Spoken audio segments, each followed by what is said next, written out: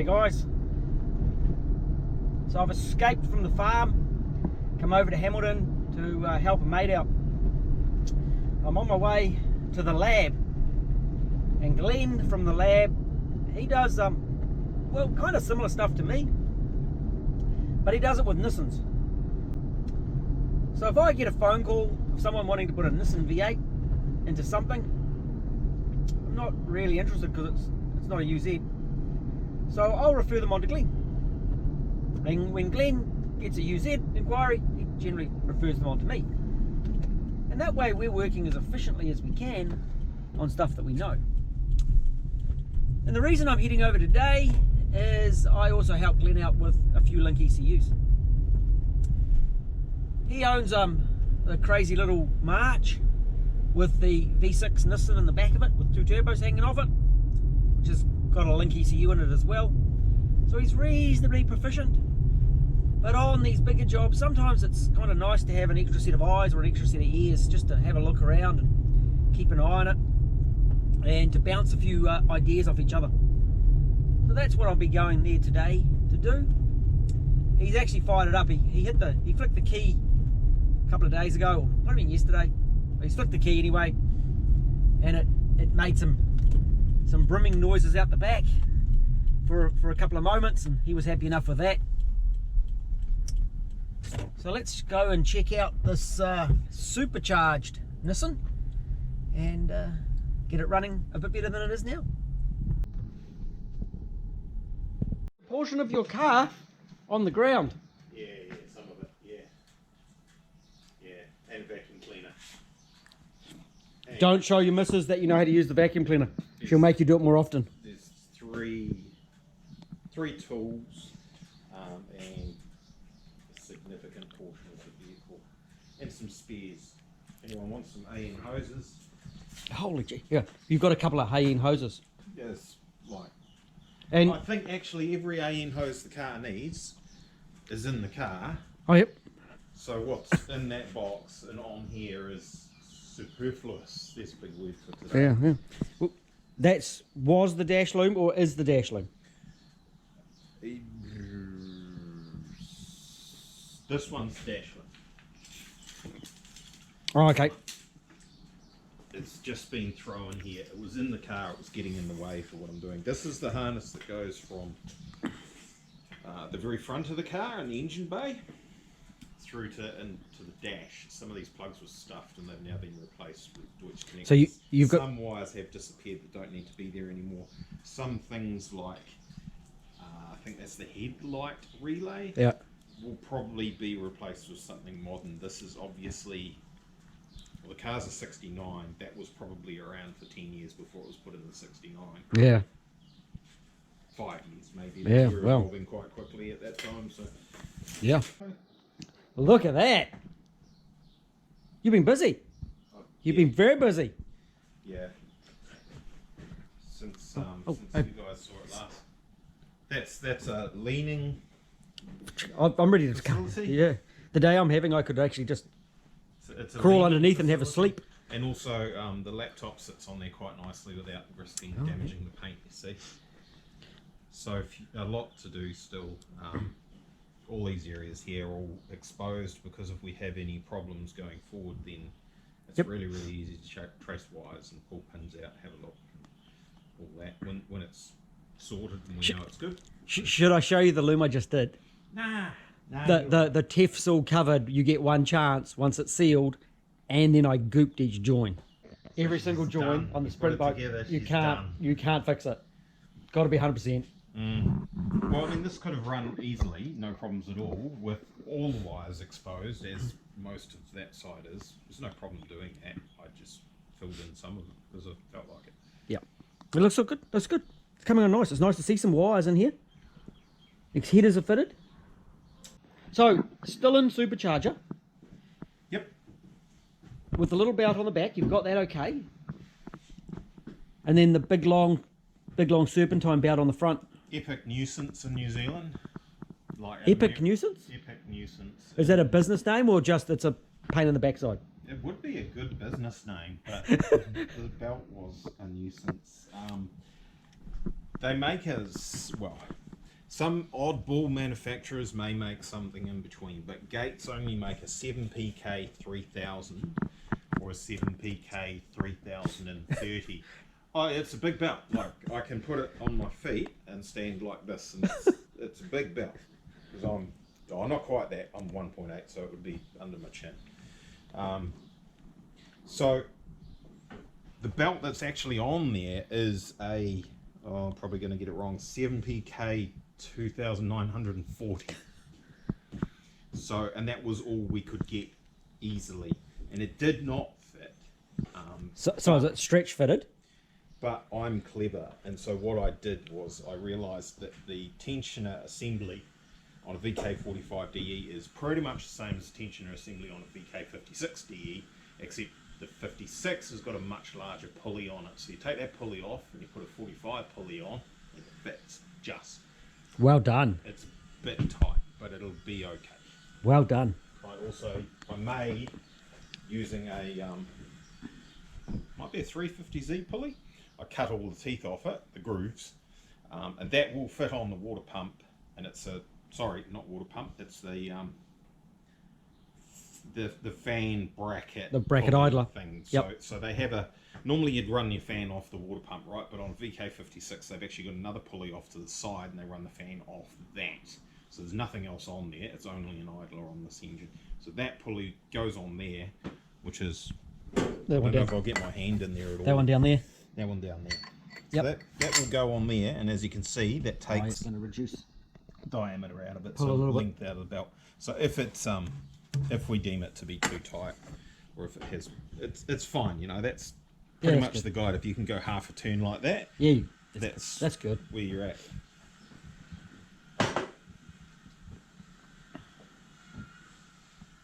Look at that. Good stuff. That's a nice hose. That's the proper hose. I know. I use air brake hose, which is good too. It's not sitting exactly where it's going to Yep. sit. It's probably going to be take one of those screws out, put a P clamp on there, and it will sit like that. You've had to cut a hole in your guard to do your power steering. Yeah, yeah. Big motor, small car. Yeah. He no fit. It's surprising how little a car like this becomes that was never designed to have this sort of engine in it. Yeah, well, from a distance, it looks like a big car. And then when you actually measure it up, it's not a big car. This is a Nissan Silvia front end in here. And it's almost a direct fit. There's a couple of tweaks to make it work. So we've got no alternator yet? No alternator. Technically no Shit. starter motor. This cable's probably a bit big for an alternator, but Nah, that's it plenty. just That's good. happens to be, it's nice and pliable. Yep. So it's real heavy, like multi-strand cable. And it just happens to be the right length that if I re-drill that terminal, it will go straight onto the alternator. Yep, Like perfect. that, and Yep. it'll be perfect. So that is actually going to end up staying on the motor. Then it's a bit of a nuisance. We've got a battery in the boot, so I'll probably will end up coming through the main power cable and do a bulkhead fitting. Pop just a little short jumper through the firewall to the Yep. starter, literally that long. So just put a curve in. And then on the other side of that, we can take the power from, it'll be in the middle here somewhere because it's each room. We take power from there and go straight to the ECU stuff. So we know that all the stuff that's going to run this is going to have awesome power supply, and the rest of the car is, Yep. it'll be alright. So, do you want to fire it up Yeah. now and do a setup? Well, it's Or- running. I have cheated and started. It does go. I saw the video. When you're working with an extreme, when you only got limited outputs, I find it with Thunders sometimes. I've maxed those things out. If I'm doing a late vehicle and I'm putting everything in with cruise control and air conditioning and all the other stuff, I'm running out. I'm about to do a late Hilux, but that one I leave the factory ECU in to do the temp gauge. Yeah. And I can actually put the crank sensor into it as well, and it does the tacho. So it one less off the ECU. That's what we do with things. Yeah. Yeah, yeah. Oh. Yeah. Okay, I've got a screen in front of me. Air temp. Yeah, what's that? Fix that for me, please. error value. I changed the low error value. I put it at minus 20, and it was still saying it was broken. I'm not sure that. Okay, so which sensor is, which of your air temp sensors? Oh, true. There's two of them. There's two of them, man. Is one labelled as manifold temp?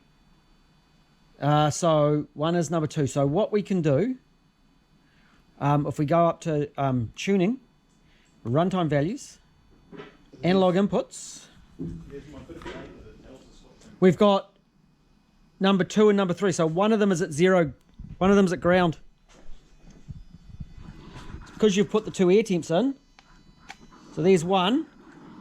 We'll see if that one freaks out. It's that one. What do you mean it's at ground? It's like it's not connected. It's basically it's saying it's not connected. But it is. But it is, yes. That's one of those real dumb plugs that you'll probably not get off without a screwdriver. Yeah. Yeah, can you use a stab driver? I got the top one. That's the bottom one. That humming, how long do you last before you want to stab things? Oh, that's interesting. Okay, we've got a problem with those two because you just made number 2 okay.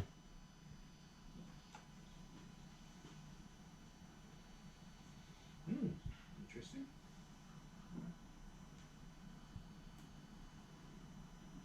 How did you do that? Now we've got fault code on number 3 and number 2 is fine. Plug in number 2, plug in the one underneath the intercooler.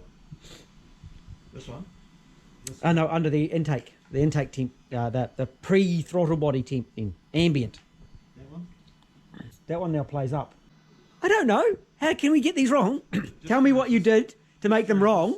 So you put one wire, which is the wire that tells the computer what's going on, and one ground, right? That's how you do it. Yeah. Right?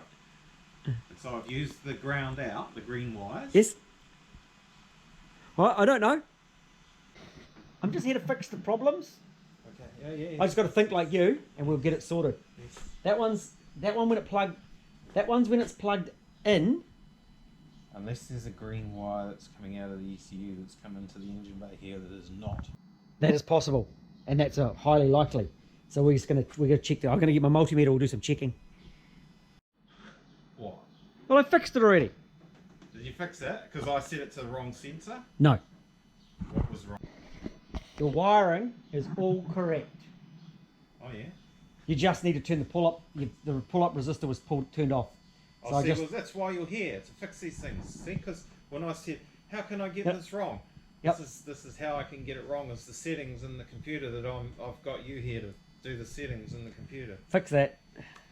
Didn't think the wiring was wrong, but you got to check it. Yeah, you did get to witness me stabbing underneath my fingernail, which you seem to take pleasure in. Sorry about that. Okay, that one's sorted. Yay! Actually, to tell you the other day, I'm working on one of the new G4Xs, and for the life of me, I couldn't make oil pressure read. And I've changed your scaling with the calibration maps, and one was linear calibration, and the other one's just calibration table. And I was picking up off the wrong table. So easy to do. So, okay, we now have no fault codes. Cleared the fault codes. We've got coolant temps at 20, air temps at 17, and air temp intake manifold is at 24. Yeah, so that's what I was finding, and I was like, well, I don't know exactly what those sensors are. Can't remember one that I told you. It's close enough. 85. I'll just have a look at number 3. Okay, I've now got 16, 17, and 20. That's close enough to me. Oh, wait. Are you, what's happening with your temp sensor, EFI temp sensor? Does it go somewhere else? My what? EFI temp sensor. Does it go somewhere else? Okay. I don't know. Oh. Why say I've now got 12, 17. With the water, you've just put water in it, eh? Yep. Yeah, that'd be right. The water would be quite cold. It sounds like it's just buzzing the stator and not actually turning it very much at all. Mm-hmm. In actual fact, I don't know. We need to run it and That's see right. whether we actually need to put that on PWM or not. It might be better just to run it full bore if we're not having too much pressure at the rear. It's a PWM relay, eh? Yeah, it is. So it needs to say as a PWM output at the moment. Fuel pump speed then. Yeah, you can. Yeah, you can run it as just a normal. It's a solid state one. You can just turn it on.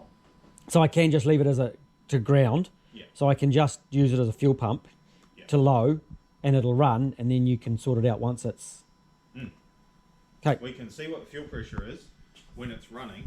Correct. It's just too many things for me to do with one pair of hands, and we don't have a proper ignition key at the moment and all that. And if something goes wrong and I'm running around trying to pull wires off to shut it down, it's too hard. Two people here Too is hard. much safer. And What? you can kill the engine just there with a click of a switch, can't you? Just turn the ignition off. I'd have but to- it'll take a couple of seconds. Won't it? Take me a little bit to find it. Yep. So shall we? I pulled 40% out of fuel. We got 1000cc injectors. Shall we see what size the factory injectors are, and then we know what our 40%. Yeah. They've got to be way less than that, don't we? I don't know what size the factory injectors are. Are they 370s? I think they might be. Let's go a third. We have not Nah, set let's- fuel pressure. So let's. I can probably grab some fueling and pull some fueling out of it pretty quick. Just while it starts, you start, and I'll pull fuel. Have you checked some base timing? Is it? It runs. I set it up. I did it with the timing light. We need to do that properly while it's actually running with the timing light. I did it just cranking, right? You ready? I'm gonna just check. I've got yes, yes, and yes. Right, so it should go. If I just do this, it'll start pretty easily too. Now, I've taken plastic bags off, and I've also opened up the vents on the crankcase. So it will now have more air going into it than it had Then the plastic bags. before. Oh no, it's got plastic bags. People lost their shit. I didn't want it to run away on me, so the plastic bags were good because I knew it would start and it would run for a bit and turn itself off. And if it had like some hectic, crazy stuff going on with the throttle, it wouldn't start and go, one down, and throw a rod out the bottom. So anyway, starting.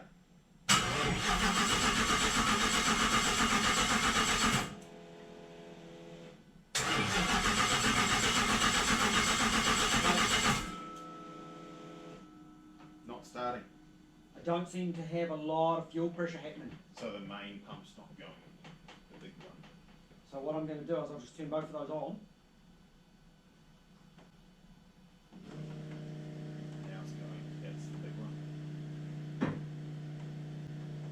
Not hearing the other one, but the other one will start when we crank it. Surge tank only has to just keep up. It doesn't have to go all the time. Are you ready?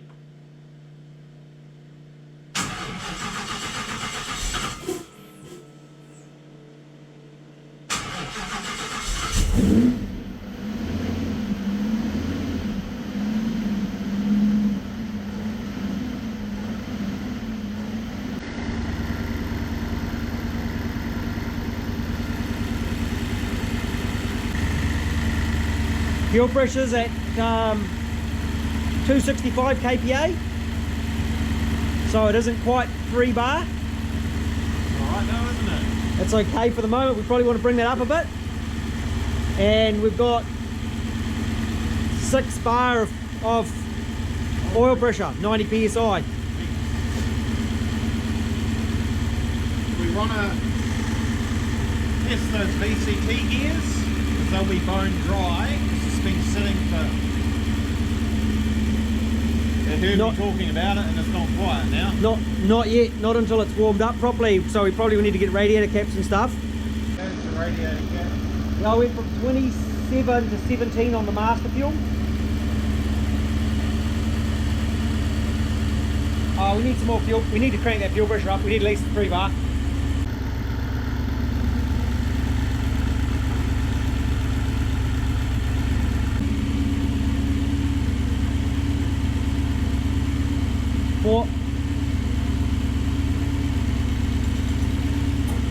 aiming for 300. 295. Oh, 310. That looks good to me.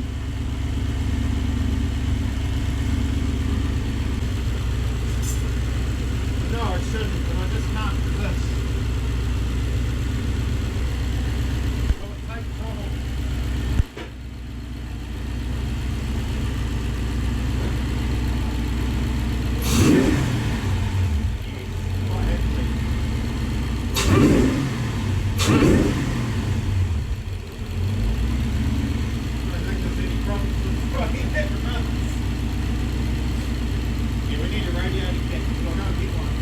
Yes, we need radiator cap, but you've got some other things to do anyway.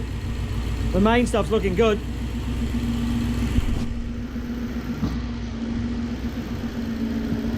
All these bloody windows swinging down plastic bags.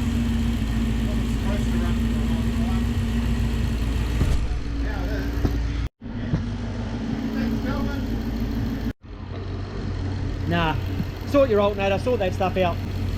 You know it's warming up. Started doing things. Yeah, so it's getting up. Still got really good oil pressure. Do you have an oil temperature sensor in this? It'll have a manual gauge. Oh no, it's just reading oil temp. Oil temp must be in this tune as well. I think we've got enough inputs left over. We probably should put an oil temp sensor on it. It's a safety thing. Although I was concerned we only would have a small amount of oil in the sump, but as it turns out, it took about 7 litres. Oh, 7? You got 7 in it. It's good. So you won't ever change 7 litres out Nah. because it's captured in the lines and stuff.